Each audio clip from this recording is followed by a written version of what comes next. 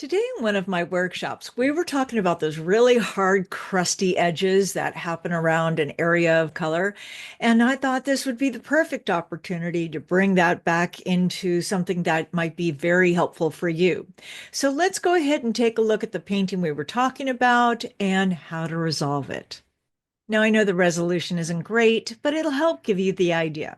What happens is when you get that really hard ring of color around a shape, is that you're having a great time and you're adding more water and color into that particular spot.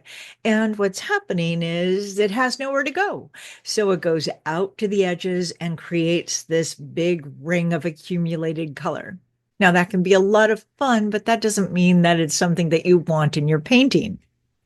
So what I wanted to do is go back and revisit a painting that I did a while ago that I actually stopped and never touched again. And that was simply because the color didn't resonate with me. I thought it just had too much blue. It didn't really excite me.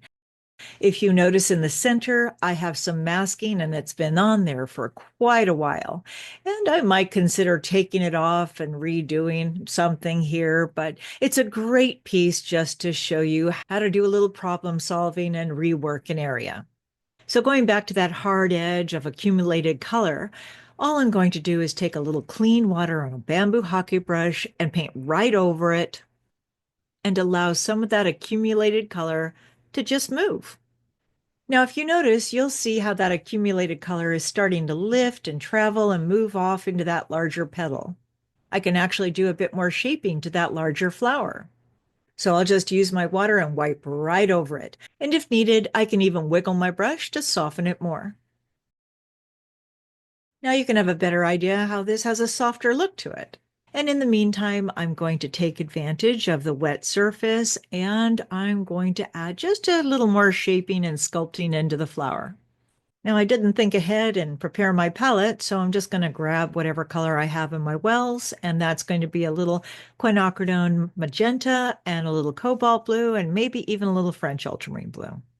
Now I don't want to add too much color. I want to sculpt the petal. So using a number 14 blend brush, I'll find some shapes in my flower where I might want to just sweep a stroke on. I'm not going to think about it too much. Now I could use either a synthetic or a blend brush. If I use a synthetic, I'm going to have a nice contained stroke of color. If I use a blend brush, I'll have more control plus a good water holding ability. Or if I used a natural brush, what would happen is I could easily add too much water and color and that would spread too far.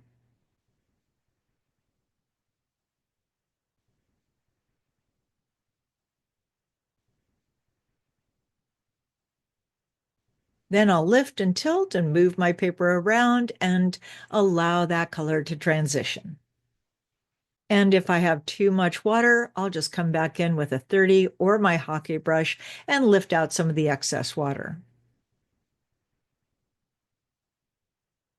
And sculpt it to however I want to create the shape. Now, this is not creating a masterpiece. It's just showing you how to resolve a problem. Then once this dries, I'll come back in and add another shadow and create more contrast on the right-hand side, which will help pull that lighter flower forward.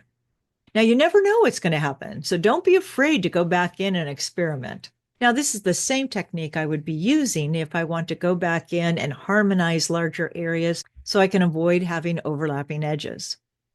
Now, I hope that helps and that you can apply that idea into your own paintings. So until next time, have fun and happy painting.